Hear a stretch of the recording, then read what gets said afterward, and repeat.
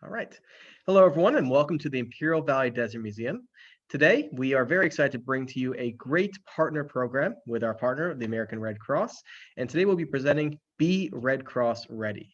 The Imperial Valley is rich in resources, in history, in heritage, and in science, but it's also full of a number of invisible forces at work around us, be that the geology underfoot and it's constantly changing and shifting plates, to the heat, to the elements, and then, of course, to more microscopic natures. And over the next several weeks, this Be Red Cross Ready program is going to be helping you prepare for the unexpected, because this is a land of extremes, and the people living within it are resilient, adaptable, but every now and again, we need a little bit of help to best assess the best practices and the best policies to help keep ourselves, our families, our businesses, and our friends safe and healthy.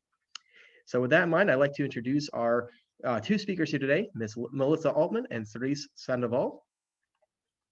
They'll be taking us on a tour today of COVID-19. And if you have any questions at all, please, across the day, feel free to ask. Sarah Lise will be monitoring in the chat. So during the presentation, you can post your questions there. You can raise your hand, and when we hit a natural pause, we'll ask you to turn on your mic, and you can ask your questions there as well. These videos are going to be provided also later after the fact on YouTube. So if you happen to miss it today, these will be available so that they can serve our communities for years to come. I think that's everything I have on my end here. As we move forward, I will be posting a few different links and videos and posters, flyers, things like that in the chat section as well, both for upcoming talks and other programming and other resources as we go. And finally, I forgot my introduction. My name, by the way, is Dr. Dave Breckner. I'm the Executive Director of IVDM. We're not yet open, but we are just getting ready to. One thing we're actually waiting on right now is the second round of staff vaccinations. So very apropos for today's discussion. And with that in mind, Melissa, I'm going to turn it over to you. Thank you so much. Thanks so much. Appreciate it. Appreciate the introduction. And thank you for being here today. We really appreciate us being able to speak, because we're always trying to get the word out on how to be more prepared in our communities. Preparedness takes everyone to be involved. We have to work together as a community to make sure that we're safe. And COVID is a perfect example. As you've heard in the news, that it takes everyone to make the right steps in order to help us stop the spread. I know you've probably heard a lot of the stuff I'm going to cover today, but a lot of it is worth repeating, and it's a good idea to, we do touch a little bit on the vaccines and how they're created to make sure they're safe. So with that, I'm going to put up my PowerPoint here, and just give me a thumbs up if you can see it. Yes? All right, thank you. Okay, so I first want to go into a little bit about the background. So as many of you already know, that it was started in December in 2019 in China. The coronaviruses are named for their crown-like spikes, so that's where corona comes from. Since it's a new disease, none of us have any natural defense built into our system against this. So that's why it's still being investigated. Studies are going on all the time. One of them actually is with the vaccine right now is being studied, and how our bodies, if people that are vaccinated can actually be quiet carriers of the virus to transfer to other people. So this is ongoing. All the research is still ongoing, and it's all new. So this is all new to everyone, including the scientists. However, coronavirus has been studied for many years in the past, for actually decades. So coronaviruses aren't new, but this virus in particular is. So they cause illness in the lungs, and they can affect our breathing, and they enter through our mouth, nose, and mouth. So that is how it's being transmitted and entering into our body. And that is a picture of actually what the coronavirus looks like, just so you know. The little situation I want to go through is that it's predominantly affecting older adults and people that are very sick and have more risk. So they have higher risk of COVID-19 side effects. The WHO, World Health Organization, declared a pandemic over a year ago now. So we have been through a year of COVID-19. I know it feels like 10 years to me, but it has already been a long period of time. But again, this is an ongoing process that they're studying. So these are some numbers on your screen. Oh, I should mention that the vaccines are currently helping COVID-19. They are seeing tremendous decrease in numbers. And in fact, there's and I'm going to show this a little bit later, a huge decrease in Imperial County for how many cases are being tested and positive every single day. So really making progress with that vaccine. The numbers in Imperial County, 25,012 total cases and 712 deaths, and that's as of the 25th. So San Diego County is right, it's slowed as well, but 268,000 cases and over 3,500 deaths. So those are huge numbers. We've never seen anything like that in the last few years of a virus having that big of effect. So this is extremely serious. And obviously when so many lives are at stake, it's really important for us to take precautions. So I want to talk about other countries though. So many of you may or not know, but the United States has not done the greatest job in protecting our loved ones. So these are the top countries that have actually had the most cases. And as you can see, the United States just shot up. So orange line on your screen. So we have not done a great job at stopping the spread. There's a lot of reasons for that, but ultimately we still need to work together to make this a safe community, make sure that all of us are protected. And you may hear that there's new strains that are going around that are even more easier to spread. So it's really important that we still, even though we're all getting very burnt out and being tired of staying home and being cautious, we cannot let up. This is, we really have to make sure that we're still watching what we're doing and being as cautious as possible to, protect our loved ones. So this is a graph of Imperial County. Now this is positive cases by collection date. So these are basically the amount of positive cases every single day. And as you can see, Imperial County had some pretty significant hikes, both in the May-June area and then again in the December area. So those were, the worst was actually around December, and that was some really bad cases where it was filling up hospitals. So you may have seen in the news where it was talking about how the capacity was being reached at a lot of hospitals. So we still have cases, but as you can see, the numbers in March in Imperial County are significantly down, which is tremendous to see. I feel like it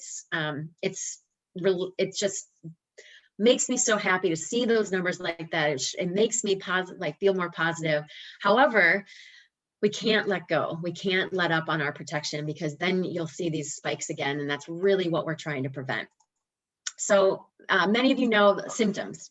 So many of you may have already had it or seen friends or family that have had it, but these are kind of the gist of what happens. So it's that fever, cough, shortness of breath, you get chills, repeated shaking, muscle pain, headache, but all of those can be symptoms of the flu. And so because you may not realize that it is COVID-19 and not just the normal flu, you might feel more comfortable going out in public thinking that this is the time, it's just the flu, it's no big deal.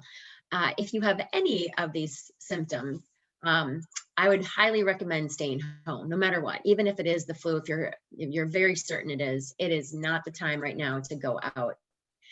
So please be careful if you have these symptoms, and stay home. The spread, as many of you already know, it's mainly between people. So when you're within 6 feet with another person, you can actually have particles from your mouth get released even when you're talking. This, I'm sorry, but this is a disgusting picture, but it very much highlights when you cough and you sneeze, just how many germs enter your atmosphere.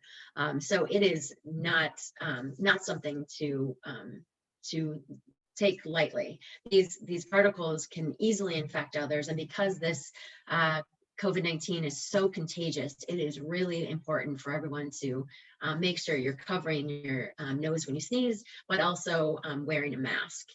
So again, it's predominantly within 6 feet. So that's about your 2 arms length away from someone. A lot of people don't have that right measurement. I've seen it in public where people are on the street and they're within a couple feet thinking they're distancing, but they have to be a lot more. So it's basically your 2 arms length away from the next person over.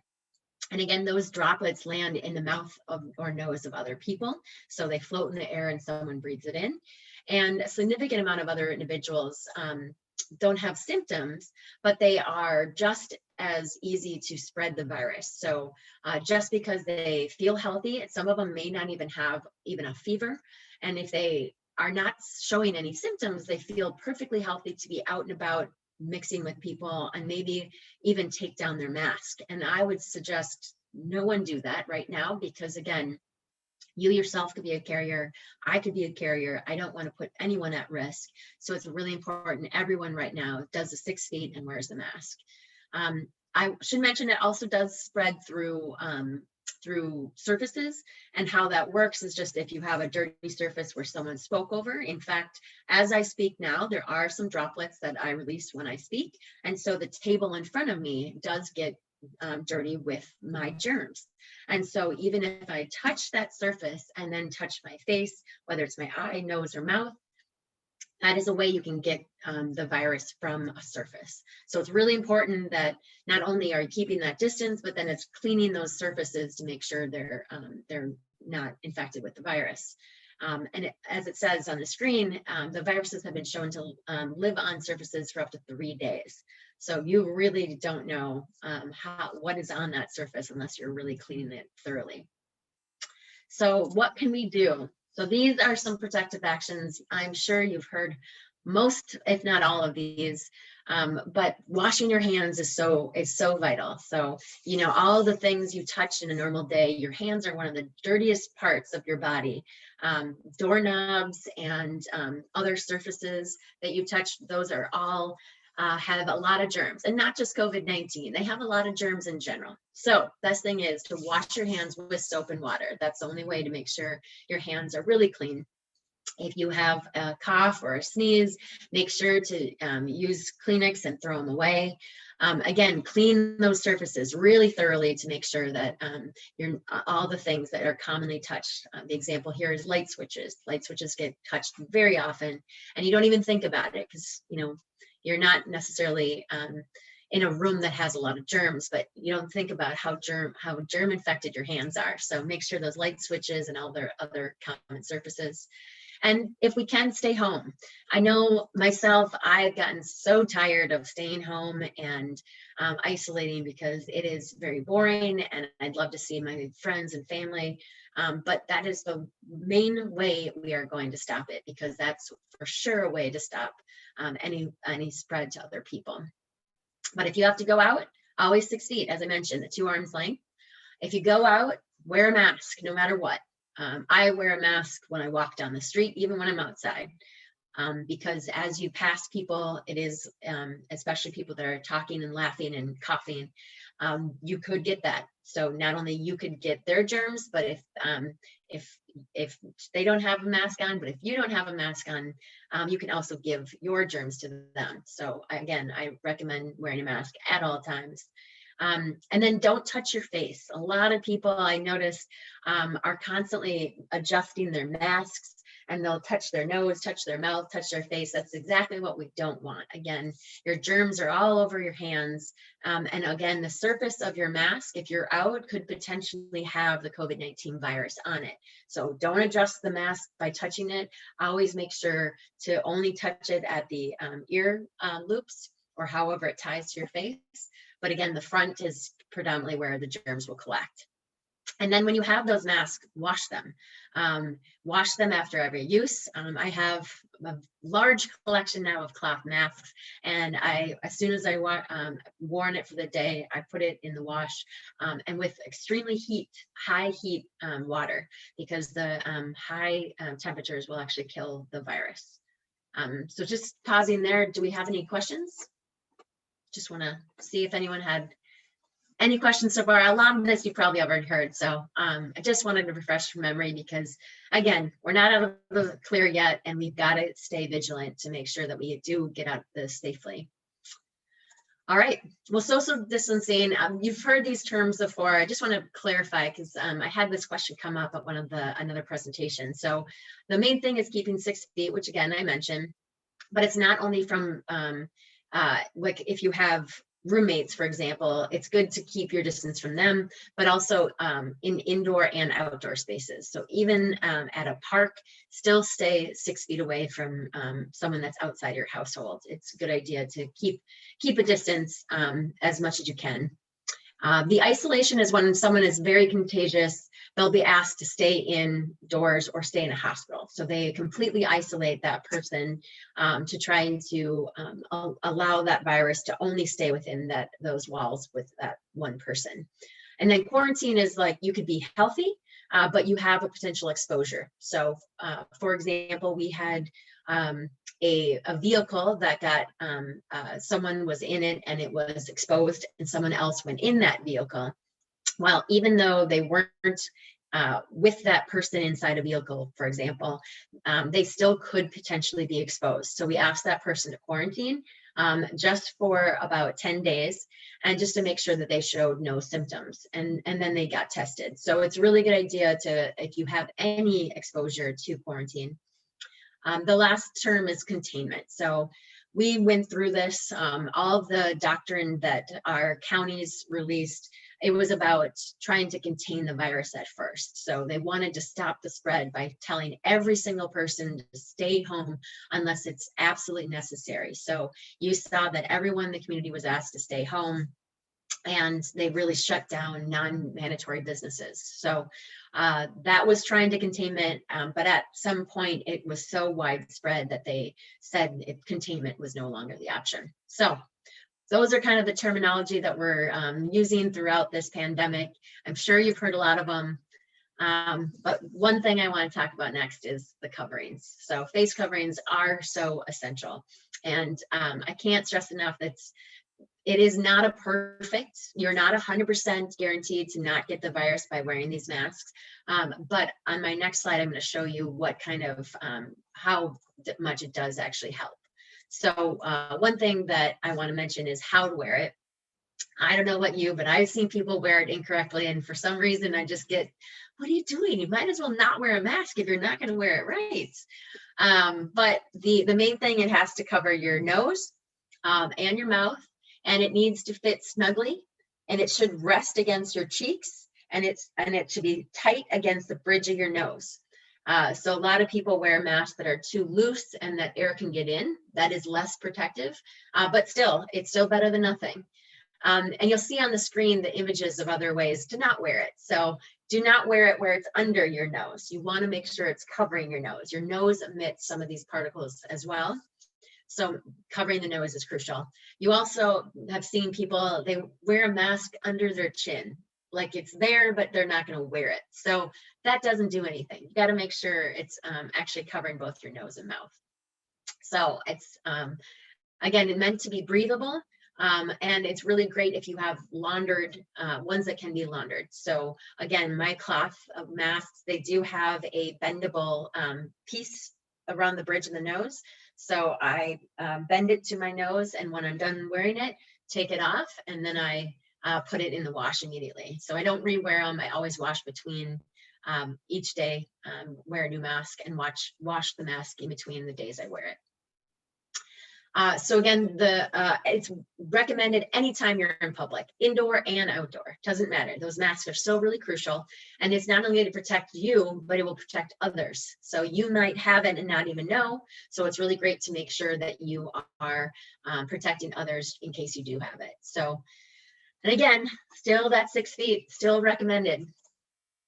So this is a really, I find this one really helpful in illustrating the masks and the risk that are associated with them. So as you can see, when two people neither wearing a mask are talking, that's the upper left corner, that is when the germs have free range to cross in between those two people. And so you are, if you, again, you're close to someone, you're automatically inhaling their germs. So think about that the next time you're talking to someone very close. You are inhaling their particles, and you are getting little, like, for example, like their spit can actually be landing in your mouth.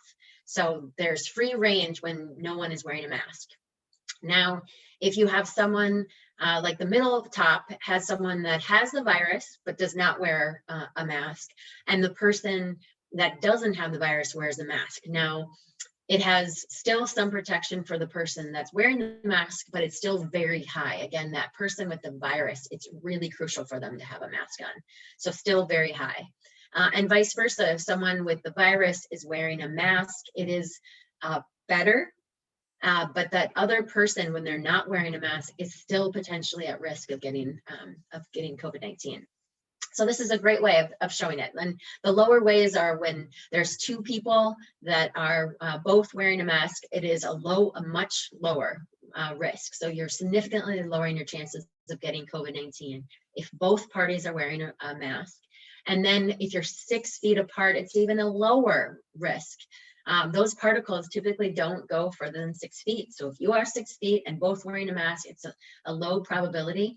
And then, of course, I mentioned earlier, if you're staying home, there's a 0% chance that you're going to get it. So it's really great when people stay home, because then you're making sure that any of your germs or someone else's germs are staying just within that household. So the best thing is to stay home when you're sick, and then you wear a mask when you go out all the time. So those are the main rules to follow.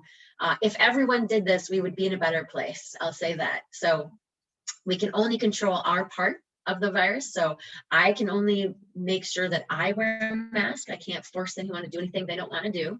I'm not going to get mad that I can't control them and make them do something. So the main thing is just focus on what you have the power to do. And that's to make sure you're wearing a mask and you're staying 6 feet. All right. Now, what happens if you do get sick? Again, I've had loved ones get sick, and it is very scary, especially when older people get it, because it can affect the lungs. So the main thing is, I again reiterate, stay home. Stay home as much as possible. If you are sick, try to stay home at all times. Separate yourself from other people, including within the household. So if you have people that you live with, you want to isolate yourself away from those people, because you want to potentially, you're at risk for exposing them. So if you can, keep yourself away from them.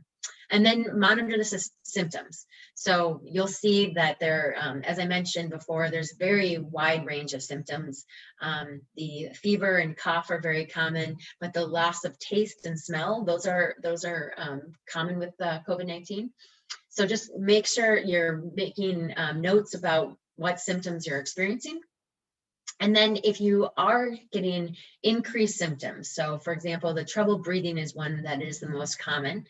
So again, it infects your lungs, and then people can actually get pneumonia on top of COVID-19. So if you're starting to have trouble breathing, like a pain or pressure in your chest, if you have new confusion or inability to wake or stay awake, and you're getting pale gray or blue colored skin, again, depending on what your skin tone is, it is really important to watch for those kind of symptoms, because then it is, you need to seek medical attention.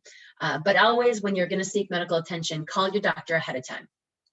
Even if you're going to go into an emergency room, for example, call them ahead of time and say, I am COVID-19 positive and I need medical attention. And again, if you can't do this yourself, you should have someone that can help you, obviously. But they should warn the hospital you're coming, because that what they do typically is they can pick you up outdoors and immediately bring you to a room. You do not want to be sitting in a waiting room, potentially exposing others. So they will make sure that the process is better for you. And they may even have you, if it's not as bad, they may even have you wait for a couple minutes in your car while they get, for example, a wheelchair. But again, they want to bring you directly into a room. But if you're sick, wear a mask. Again, even inside, in your own home, wear a mask. As long as it's not restricting your breathing, you want to make sure that your germs are staying as much as possible just with you. Clean hands. You still have, hands need to be cleaned. I mentioned about washing them. You can also use the hand sanitizer. Again, it's not as great as washing your hands. Warm water and soap are even preferred over hand sanitizer, but hand sanitizer is a great alternative if you can't do soap and water. And then avoid sharing any personal household items, and I mean any. So they recommend that even cups, plates, and silverware only be used for that one person, because if there are any remnants of germs on that surface, you want to make sure that only that person was exposed to it. So what I had a family member that got it, they had a certain colored plate because they had two types of dishware. They only used a certain color for that sick patient, and so no one else ever ate off of those dishes. So it's a good idea in case, again, if there's any remaining germs. And then again, those high touch areas, disinfect. I'm a big advocate of bleach, and I don't know about anyone else. Bleach is, for me, I know it's clean if I wash it with bleach. But again, it's making sure you use the right clean materials. So some like sanitizer surfaces, they actually don't kill all viruses. So you want to make sure you have a high bleach content in whatever wipes you're using. But again, bleach is, for me, what I like. It's cheap, and I know it kills all viruses on the surface. So it has a certain smell that a lot of people don't like, but for me, I know it's clean when I smell that surface. So I want to pause there. So does anyone have questions, comments, any experiences that you went through that you may want to share with the group? We open the floor. I don't hear anyone. Well, I'm happy to share an experience here there for you, Sure, Melissa. please. Over the holiday weekend, unfortunately, I was required to do some traveling. It was not elective, it was required. And I was on an airplane for a short period of time, and that was itself a very harrowing experience. And across that, we made sure that we brought sanitizing wipes for every single surface we were sitting on or touching. We had hand sanitizer for our individual use. We used face masks. We also used face shields. And then upon return, we immediately went to quarantine for the recommended 10-day period and received a test in that time as well. So it is just about diligence and really taking every precaution you can. But even still, I do know that one other person from that gathering who we met with on that travel, they came back and did receive a positive score. And they followed the same precautions we did. But unfortunately, it is not just, it is a bit of a crapshoot sometimes, but you can, of course, do your best efforts to prevent it. And then not only prevent it for yourself, but for those you're with. And that's the other thing. It's making sure that you don't want to have the knowledge that you actually gave this to somebody else. Absolutely. And that actually was my big fear. I was taking care of a cancer patient when the virus started spreading. And for me, I was very, very cautious because I didn't want to expose her to COVID-19. Because again, COVID-19, for anyone that has a compromised immune system, is much scarier. So COVID would have killed her if I had exposed her. So I couldn't have done that. But it sounds like with your experience, I mean, I too would be pretty nervous flying. I haven't flown since the pandemic, but I will say you took all the right steps, and it just shows how careful you need to be in order to put yourself in those kind of situations. So that's the double masking is recommended now if you're going to be indoors or traveling. So I'm glad you're wearing that face shield because that's important. So wow, yeah, and still someone got it. It's scary. Currently the new virus strains that are coming. So you may have heard of the Brazilian virus. Those are actually showing they're still doing a lot of research, but they're saying that they're more contagious than the original strand. And they're seeing the South African one as well. And so many of you may have heard that they are showing up in San Diego and Imperial counties. So I think actually they're just in San Diego right now. I'm not sure if Imperial County was confirmed yet. But it's scary to think about that. But again, if you take these steps, you can immensely decrease your chances of getting the COVID-19 virus. So thanks for sharing that. That's great. That's great that you took the precautions though, because obviously you needed to. Shows. Okay, now we're going to go into vaccines. So I want to stress that the vaccines are safe and effective. So the FDA actually establishes a really rigorous standards for any trials, but particularly for COVID-19.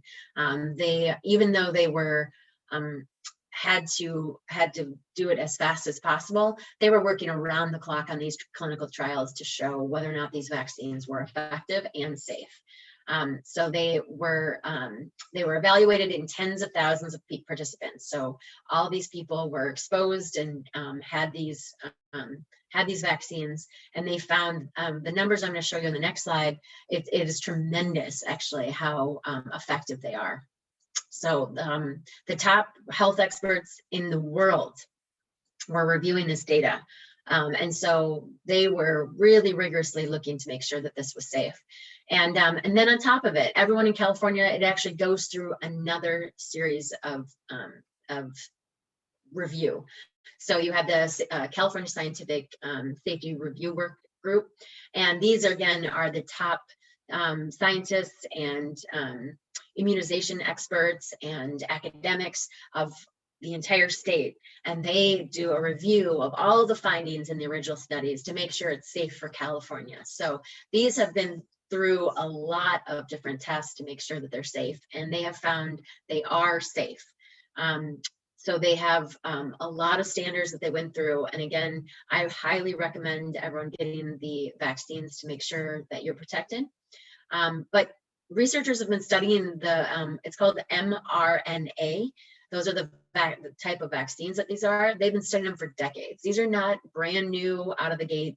This is stuff that's been around for a long time, because coronaviruses have actually been around for several years. So again, this is nothing new to scientists when it comes to the coronaviruses. However, the mRNA has been studied and again found that these are very effective. And just to show you how effective, these are the current three approved. There are more slated to get approved that they're working on. So you may have heard of the Pfizer, Moderna, and then Johnson & Johnson. So this is the difference between them. I'm going to start off by saying whatever vaccine you can get it. They have a shortage right now of vaccines. There are more on the way, but if you are offered any one of these, I would highly recommend it. So the Pfizer and Moderna are both 2 doses. As you've probably heard, that the museum is getting their 2nd dose. So they've had one of these 2 vaccines. The only difference is the Pfizer is 21 days and the Moderna is 28 days. David, which ones did you have? We went with the Pfizer. We did not have a choice. Vaccine shopping was not something that was done here, but I'm very pleased that was the Pfizer. And I think for ours, it was actually, we ended up just due to, I think, availability. It was a 4-week waiting period between vaccinations, but I know that they allow you to do between 3 and 6 weeks.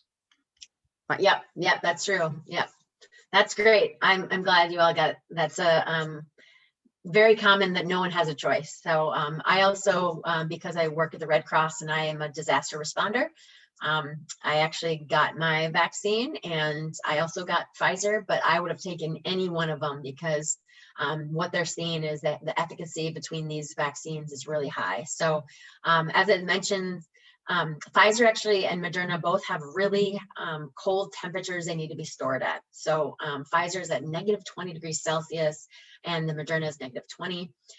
But the Pfizer has a 95% efficacy, which is really incredible. And Moderna is a 94.1. Again, that's incredibly high. The Johnson & Johnson is 1 dose, and the benefit is it only has to be refrigerated, which is more facilities can hold it because some facilities don't have the extra cold capabilities. So that's really a benefit for the Johnson & Johnson. It does have a lower efficacy, but remember that our flu vaccines are not even this high. So it is still an incredibly high efficacy. So I really would recommend whatever one you have the chance to get it. It will, all of them have been found to drastically reduce any severe symptoms. So if you do get it, you're less likely to have the very severe symptoms. So I'm very excited about these vaccines. I feel like it's giving us hope. For me, when I got it, I was like dancing with the nurse that gave it to me. And I was just like, oh, this is like such a relief. I felt such a weight on my shoulder of the stress of getting the virus, especially because I was responding to wildfires in person and interacting with our clients, and I didn't want to expose anyone. I would feel so guilty. So for me, it was such a relief to get the vaccine. I'd highly recommend everyone get it. I want to talk about the distribution though. So currently they're vaccinating the 3 that are on the left-hand side. So they have the healthcare workers and long-term care residents. They were the first to get it. So they're still working through making sure all of them have it. That's also with people with a high chance of exposure. So, and anyone that's 65 plus. So this is agriculture and food, people that work in food, education and childcare, and then emergency services. As well as individuals 16 and older that have a higher risk. So these are people with medical conditions, things like diabetes, any kind of real illness that can potentially have a negative effect when combined with COVID-19. So those are great. That already does cover a big chunk of our population. Coming soon, you may have heard on the news that our governor is saying that individuals 50 plus are gonna, it's gonna be open to everyone 50 plus on April 1st. I should note, all depends on availability. So you're allowed to get it, but whether or not your facilities have it is the question. They are gonna do, they have already purchased huge batches of more vaccines. So more on the way.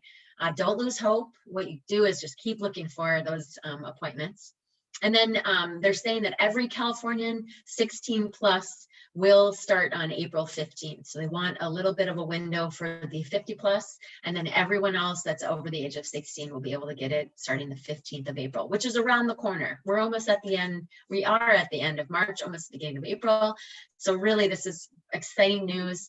Again, they're still doing research on the vaccines themselves about what the, if children can start using it, and even mothers that are breastfeeding, they're trying to figure out what the effects are. So those are the ones that they're still working out. But again, they are recommending anyone that is 16 plus to get it after April 15th. So if you can get it, please get it. All right, I see your hands up. Go ahead. Question? Yes, Melissa.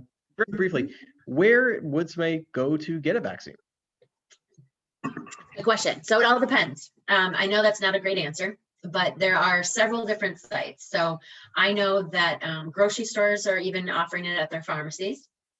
I know that the county has several sites. So if you go to the county's website, they can direct you. There's also different, I know, for example, in San Diego, the universities are offering it. So they're having big distribution sites near the universities. So you have to just do a little research. I have helped others look for appointments. Sometimes it can feel very discouraging as people don't necessarily get it right off the bat. You have to refresh that page and keep searching sites. But I have to say that it's worth it. It takes you to be proactive. But keep searching those websites. I didn't list any because, again, I don't want to promise that one will have any appointments.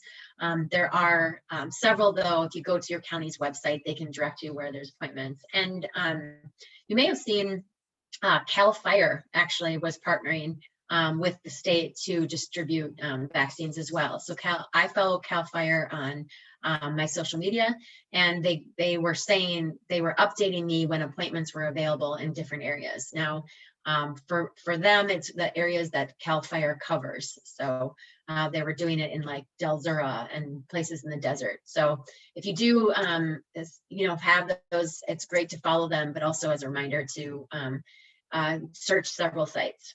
Yeah, thank you for the county's website. Yep, and they'll point you in different directions. Again, if you live in San Diego, go to San Diego County as well. But it is a little bit of a search for the appointments. But I have to say, everyone that I've talked to that spent a couple of days searching, they found appointments. So don't give up hope. And speaking of hope, I really can't do this presentation without talking about mental health. So this is a study that I found that they were studying whether or not there was what kind of stress people were under. So it's not only, it's about the depression and anxiety. So they measured from prior to the COVID-19 pandemic, about 11% of the respondents were saying that they were feeling anxiety and depression. And this is December of 2020, they found that 42%. Now that is showing that we are all very affected by this. I don't know one person who hasn't been affected emotionally by this. It has been extremely hard on many people. I have lost loved ones during this pandemic, and it is not the easiest thing to go through it because you can't even get together with your loved ones to give each other hugs. Like, that really was hard. But there are things that you can do that are in your control to really take control over your emotions and to make sure you stay healthy. The ones that I like to recommend, this is from the CDC, take breaks, relax. I know we've had multiple things on top of this pandemic. The political environment has been very intense. There's been, shootings to terrible accidents that have happened, and all of it can really build up. Take a break from all of that. Take a minute for yourself to really breathe and relax. Do activities that make you happy, whatever that is. If it's art, if it's a puzzle, I love puzzles. If it's any kind of, if it's reading, whatever it is, but find it for yourself to make sure you're putting joy in your life every single day.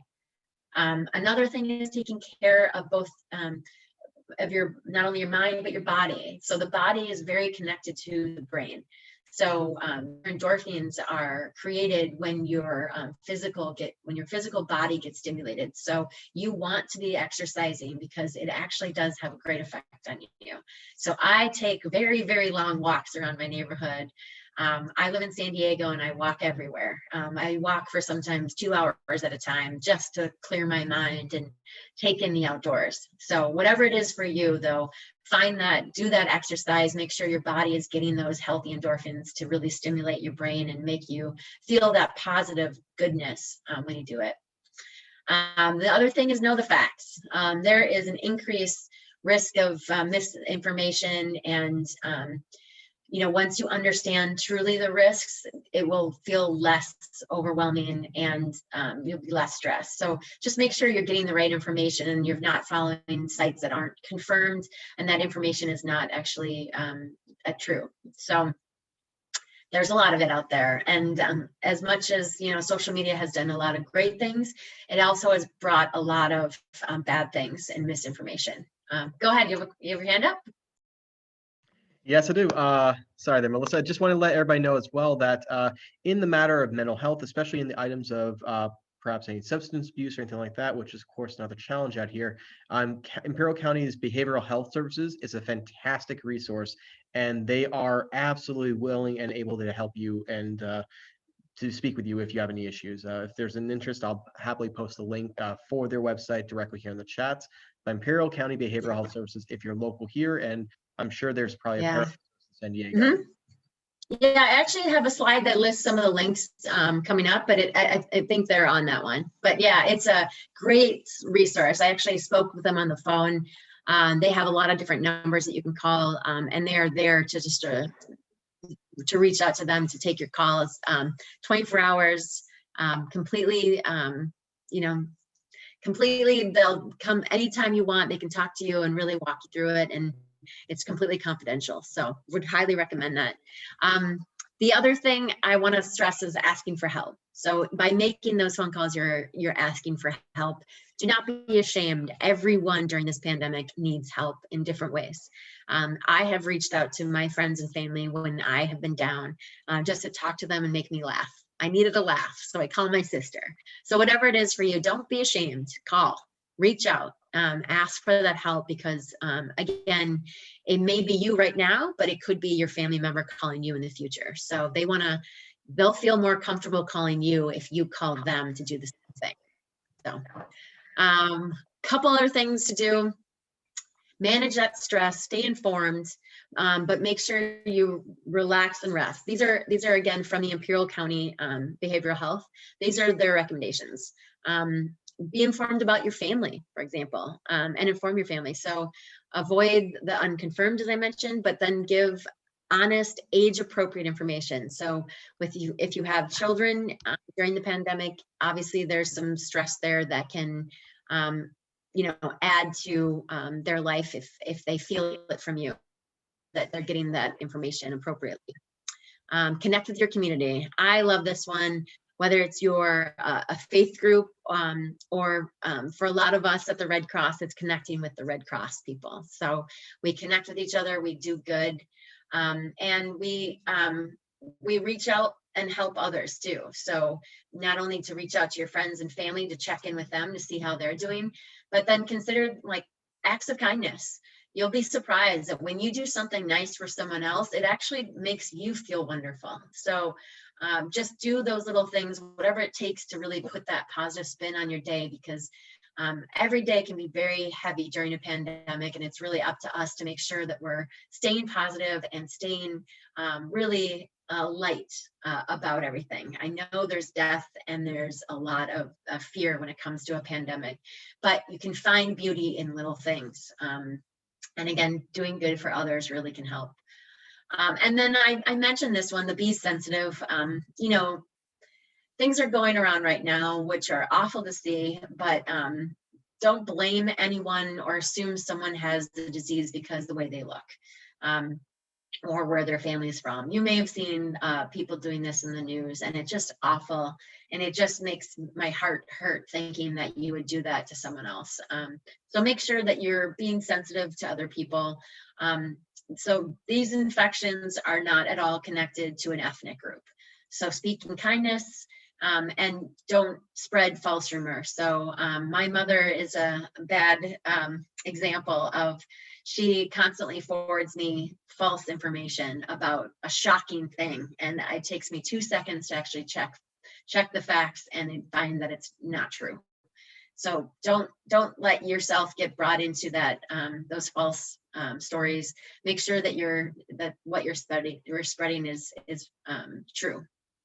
And then there's obviously the negative stereotypes that are fostering this, racism and xenophobia. So we want to make sure that we stop that, because again, we're all in this together. Every ethnicity, every person on our planet is in this together.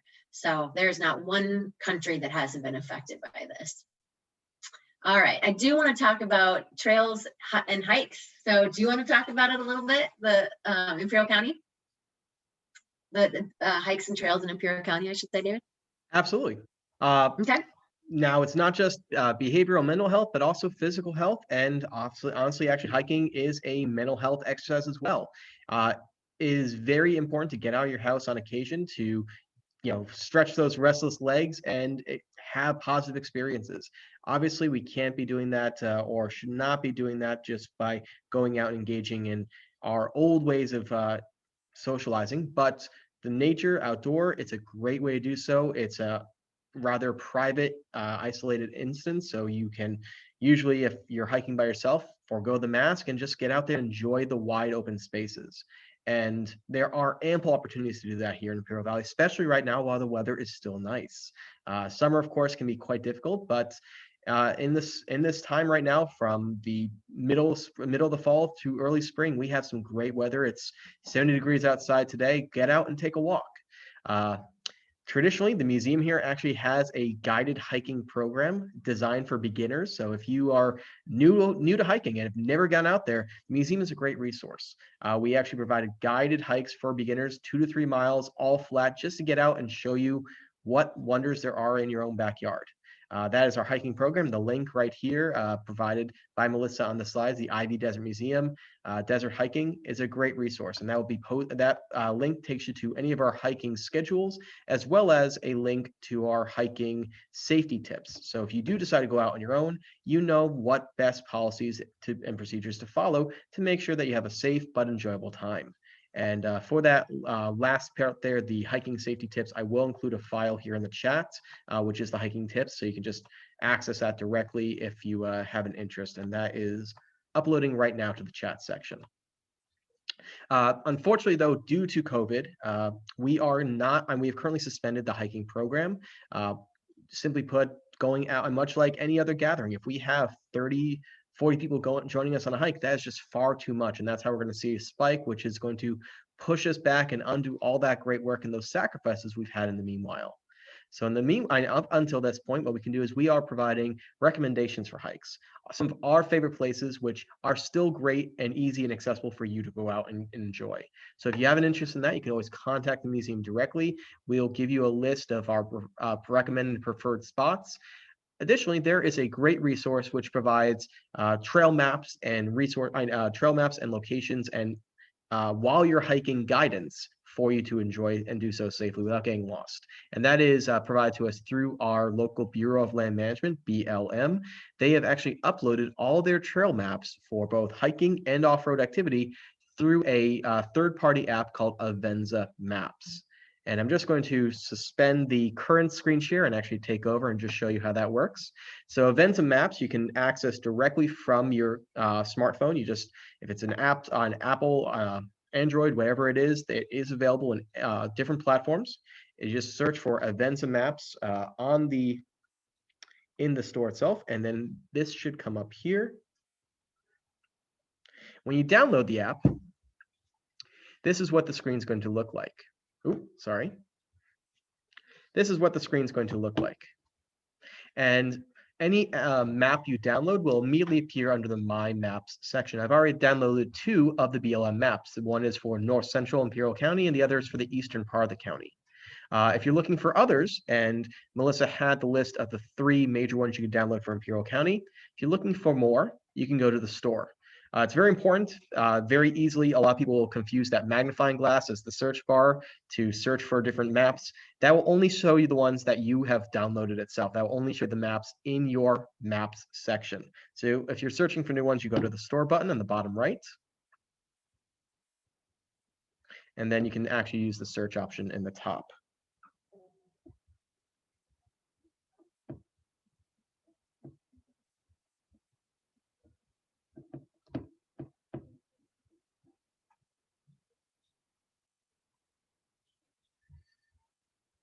And you'll see right here as it comes up, this is one of the maps.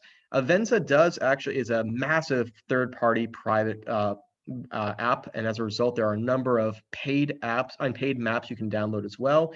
Everything from geological survey maps to trail maps to topography and everything else.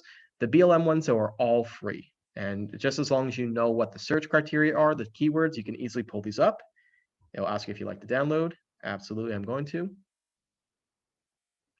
And the nice thing about these maps can be used offline. So where we are, cell service can be a little bit difficult, especially if you're in the backcountry. The benefit to these maps is you can use them disconnected just on your phone itself. So we're going to open up the East County map right here. And you can actually set waypoints. You can add place marks, GPS, if you see something of note that you like. And if you take a look through here, it actually gives you all the different trail numbers for the different maps. We'll see if this loads up here. There we are. So each one of those numbers right there corresponds to a documented, publicized trail map or location on the BLM axis. And Imperial County, for the most part, is public land. It is this Bureau of Land Management stewarded land for public use. Sometimes this is for development, other times it's for off-roading or just hiking. And these maps together are a great resource for you to get out and safely explore the wonders in your own backyard. And in addition to these smartphone ones, the museum here does have hard copies of these maps. And all you need to do is just give us an email or a call, and we're happily give you a copy and even show you some of our favorite locations. So this is a great time of year to be doing it. It's a great activity, and why shouldn't you? So please, we hope and encourage that you'll take this opportunity to get to know the wonders in your own backyard. That's amazing. That's a great app. I love that. All right. Just to have one more screen I wanted to share with you. The last but not least is going into the different resources. So as I mentioned before, these are a lot of resources that can be provided to anyone that can need help. So those are the numbers on the screen. There's the Imperial County Behavioral Health Services website, as I mentioned. There's also the SURE 24, that's a 24-hour helpline that's local. And then there's also like the National Suicide Prevention. There's also a crisis text line, so if you'd rather text. And then there's the substance abuse for both El Centro and Calexico on the screen there. Just some different resources. Again, these are great to reach out to. If you know people that need help, it'd be great to recommend them. All right, that is it. It's already 1 o'clock, but I wanted to see if anyone had any questions for anyone. Anything you want to mention? Any experiences with COVID? I know we've all been through a rough year, but I wanted to make sure everyone had the opportunity to talk about it and open up the floor. We have a question from Deanie.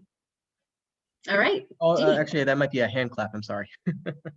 Oh, hand clap. All right. Well, thank you. Thank you very much. It's been a rough year.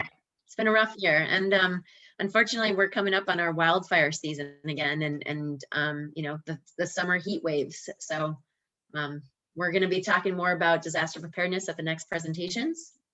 And I think all of you would have received the flyer. So hopefully you'll join us at the next presentations. But that is it for me, David. Thank you. And one final thing I'll add here, Melissa, as well. It has been a tough year. It's okay to admit that it's been a tough year. It's okay for you to have had a tough year. The point thing is you are here with us now. You are almost through the end of it.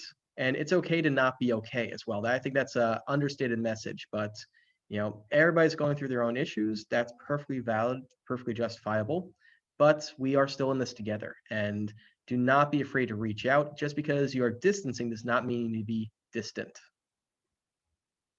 I agree. And I love the comment of it's okay to not be okay. A lot of people don't, they want to pretend that everything's fine and put a, you know, mask on. But I think it's okay to talk about your problems, to open up, reach out to someone, whether it's a loved one or a professional, doesn't matter, but just reach out because again, everyone needs someone at some point. And so it's good to make sure to make those connections because again, they might need you in the future. And if you've leaned over to them, they'll lean over to you and they need your help. So, well, thank you. That's all I have. Thank you so much for having us. Really appreciate it. The Red Cross is very excited to be giving these presentations coming up. So I hope people join us. Absolutely. And our next presentation is going to be on home fires and wildfires, I believe. And that'll be starting up next week. Information is provided to you. I just posted that the links, the flyers here in the chat. And you can also search the museum's social media or our website to get that full information. Melissa, Sarah Lise, thank you so much for joining. And to our attendees here as well, Deanie and Ginny, hopefully we'll see you again. Thank you so much, everyone. Please stay safe. Yeah. See you soon. Wear a mask. Bye, everyone. Thank you.